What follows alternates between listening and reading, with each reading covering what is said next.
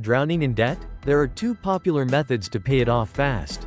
The Debt Snowball method focuses on paying off the smallest debts first to build momentum and motivation. The Debt Avalanche method targets the debt with the highest interest rate first, which saves you the most money over time.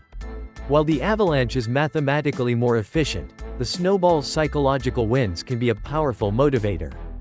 Choose the one that works for you. Let us know in the comments what tips or videos you would like to see next. Like and subscribe for more on becoming debt-free.